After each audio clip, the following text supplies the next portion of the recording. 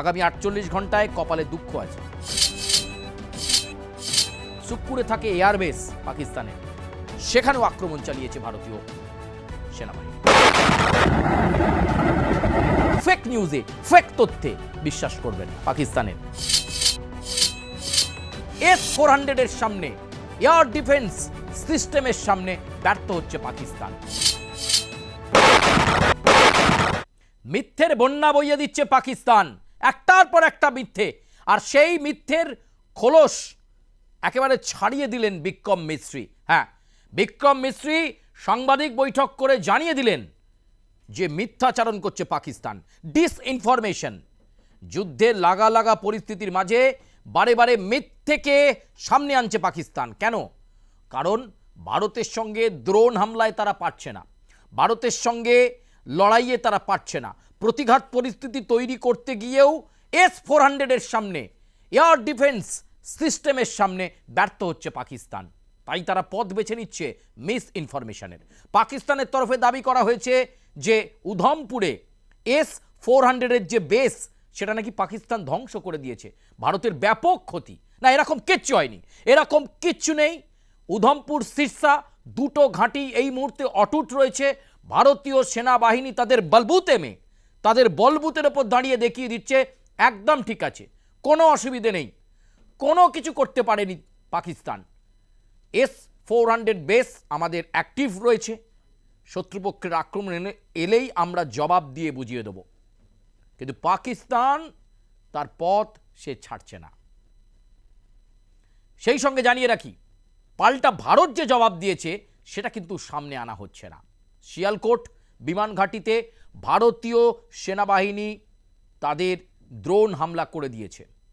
শিয়ালকোটের সেইখানকার ছবি একটু পাকিস্তান বাইরে আনুক, ডিসইনফরমেশন না করে একটু সত্যকে সামনে আনুক। এই মুহূর্তে তাদের শিয়ালকোটের কি অবস্থা। আমি আরও কয়েকটা জায়গার নাম বলবো যার লেটেস্ট আপডেট আমাদের কাছে এসে এই মুহূর্তে পৌঁছেছে। এই মুহূর্তে চুনিয়ার পাক সেনাঘাঁটি, পসরুর এবং তার সঙ্গে সঙ্গে সুক্কুর, এই তিনটে জায়গাতেই ড্রোন হামলা চলেছে। ভারতীয় সেনাবাহিনী সেই ড্রোন হামলা চালিয়েছে। কত ক্ষয়ক্ষতি হলো পাকিস্তান কেন বার করছে না? এই ড্রোন হামলায় তাদের কি ক্ষতি হলো সেটা কেন বলছে না তারা? উল্টে ডিসইনফরমেশন, মিথ্যেকে হাতিয়ার করে চলেছে। বলা হচ্ছে ভারতের নাকি সাইবার সিস্টেমকে বিকল করে দিয়েছে, পাওয়ার সিস্টেমকে বিকল করে দিয়েছে পাকিস্তান। না, এরকম কোনো কিছু ঘটেনি, এরকম কোনো সত্যতা নেই।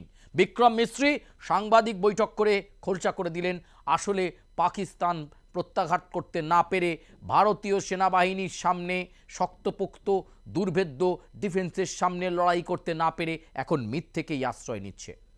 Pakistani claims about activities that they have undertaken continue to be heavy on lies, misinformation and propaganda. And on top of that, this is peddled by Pakistani state agencies. The claims that they have made about attacking and destroying various places, various military installations and facilities, as has been pointed out by my colleagues here this morning, are completely false. The claim about the Air Force station in Sirsa being destroyed, completely false, as you've seen. The claim about the Air Force station in Suratgarh being destroyed, completely false again, as you have seen. There's a claim that has been made that the S-400 base at Adampur was destroyed, completely false once again. Asif মুনির খান পারেননি, তার অপদার্থতা, তার প্ল্যানে এক্সিকিউশনে ভুল ছিল বলে সেদিন রাতে পাকিস্তান যে 16টা জায়গায় আক্রমণ করার চেষ্টা করেছিল সবকটাই আমাদের সেনাঘাঁটি। জম্মু, কাশ্মীর, জলন্ধর, অমৃতসর, পীরপাঞ্জল রেঞ্জ, আর কোন রেঞ্জের কথা বলবো, সেই 16টা জায়গাতেই HQ-9 চীনের থেকে কোটি কোটি টাকা দিয়ে HQ-9 নিয়েছিল পাকিস্তান। কিন্তু S-400 এর এয়ার ডিফেন্স সিস্টেমের সামনে আটকে পড়ে পাকিস্তান। তারপরেই আসিফ মুনিরের পদও গেল। তাহলে পাকিস্তান সেনা কি আদৌ প্রফেশনাল আর্মি? কিসের ওপর ভিত্তি করে তারা বারবার বলছেন যে ভারতের সিরসা বা উধমপুরের ঘাঁটি ধ্বংস করে দিয়েছে পাকিস্তান?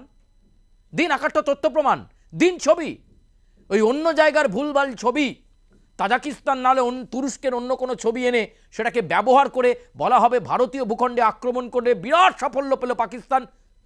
মিথ্যে কথা বলা বন্ধ করো। আগামী 48 ঘন্টায় কপালে দুঃখ আছে। মিথ্যে কথা বলা এখনই পাকিস্তানের বন্ধ করা উচিত, নয়তো আন্তর্জাতিক স্তরে ইউনাইটেড নেশনে গিয়ে বারবার কান্না করলেও আর কোনো লাভ নেই। জোরে কানমোলা খেতে হবে। অ্যান্তোনিও গুতেরাসও বাঁচাতে পারবে না।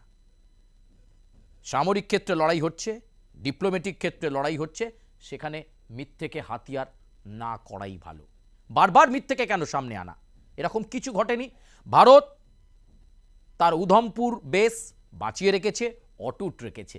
সিরসা ঘাঁটি অটুট রয়েছে, বেঁচে রয়েছে। কিন্তু আমি ওই যে বললাম, আমাদের পক্ষ থেকে যে আক্রমণগুলো পাকিস্তানে হয়েছে, শিয়ালকোটের কথা কেন বলছেন না? পাসরুর কথা কেন বলছেন না? পাকিস্তানের যারা এই মুহূর্তে দায়িত্ব সামলাচ্ছেন কেন বলছেন না যে আমরা কোথায় কোথায় আঘাত করলাম, আপনাদের ক্ষয়ক্ষতি কি হয়েছে? কেন বলছেন না? ডাহা মিথ্যে একটার পর একটা বলে যাচ্ছে পাকিস্তান।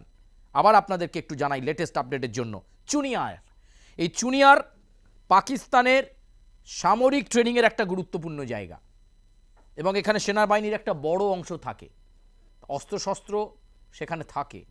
সেই চুনিয়ার ঘাঁটিও দ্রোণ হামলা করেছে ভারত। প্রচুর ক্ষয়ক্ষতি হয়েছে ওই দ্রোণ হামলাতে।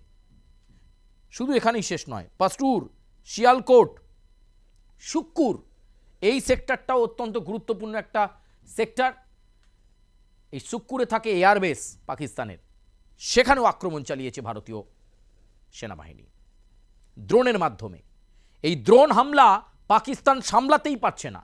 সামলাতে না পেরে, ভারতকে ব্যাপক অংশে ক্ষতি করতে না পেরে, মিথ্যেকে আশ্রয় করে বারবার ভারতীয় সেনাবাহিনীর মনোবল এবং ভারতীয় জনগণের মনোবলকে আঘাত আনার একটা চেষ্টা সোশ্যাল মিডিয়ায় সব ছড়িয়ে দেওয়া হচ্ছে। আপনারা এসব দেখবেন না, শুনবেন না, আর মাথায় রাখবেন সত্যের জয় হবে। সত্যমেব জয়তে কথাতেই রয়েছে। ভারত তার শৌর্য, তার বীর্যের সাথে সাথে তার শক্তি এবং যে কোনো প্রত্যাঘাত সিচুয়েশনের জন্য ভারত যে প্রস্তুত, সেটা বারবার আমরা জানান দিয়েছি। পশ্চিম সীমান্তে পাকিস্তান, সেখানে তাদের সেনা সংখ্যা বৃদ্ধি করেছে। পশ্চিম সীমান্ত থেকে যদি কোনো আক্রমণ আসে, একদম নিশ্চিন্তে থাকুন, ভারতীয় সেনাবাহিনী প্রস্তুত রয়েছে। পশ্চিম সীমান্ত থেকে আক্রমণ আসলেও ভারতীয় সেনাবাহিনী তার প্রত্যাঘাত করবে, একদম সুন্দরভাবে জবাব দেবে, কোনো চিন্তা নেই। আপনারা সুরক্ষিত রয়েছেন, ভারতের সীমান্ত সুরক্ষা একদম সুরক্ষিত রয়েছে, কোনো চিন্তার কিছু নেই। শুধুমাত্র আশ্বস্ত হবেন, ফেক নিউজে, ফেক তথ্যে বিশ্বাস করবেন না, কারণ ওরা এখন এটাকেই হাতিয়ার করেছে। পাকিস্তানের কাছে মিথ্যাচারণ করা ছাড়া আর কোনো উপায় নেই। অথচ আমি আবার বলবো, ওরা কিছুতেই ওদের কোন কোন সেনাঘাঁটিতে ভারত দ্রোণ হামলা করলো, ক্ষয়ক্ষতি কত ক্যাজুয়ালিটিস হলো, কত সেনাবাহিনী মারা গেল, কিছুই তারা আনতে চাইছে না। আসলে পাকিস্তান জেনে গেছে 65-71 যুদ্ধে যেমন শোচনীয় পরাজয় হয়েছিল, এবারের যুদ্ধ যাওয়ার আগেই পরাজয় তাদেরকে স্বীকার করে নিতে হবে। তারা বুঝে গেছে দেশ চলছে ঋণের টাকায়, আর ভারতের মতো শক্তিধর দেশের সঙ্গে লড়তে দম তাদের নেই। আসিফ মুনির পারেননি, ইমরান খান পারেননি, আরও অনেকে চেষ্টা করেছেন, শাহওয়াজ শরীফও পারবেন না। এখনো সমঝে যান, মিথ্যের পথ ছাড়ুন, ভারত নিয়ে মিথ্যা কথা, মিথ্যে তথ্য সোশ্যাল মিডিয়ায় ছাড়া বন্ধ করুন, নয়তো কপালে দুঃখ আছে। আর এটার দিকে এই মুহূর্তে ভারতীয় সেনাবাহিনী কড়া নজর রয়েছে। আমরা সাইবার সিস্টেম নিয়েও সতর্ক, আমরা আমাদের সীমান্ত সুরক্ষা নিয়ে সতর্ক। আসুন এবার সামনের 48 ঘন্টার দিকে নজর রাখা যাক।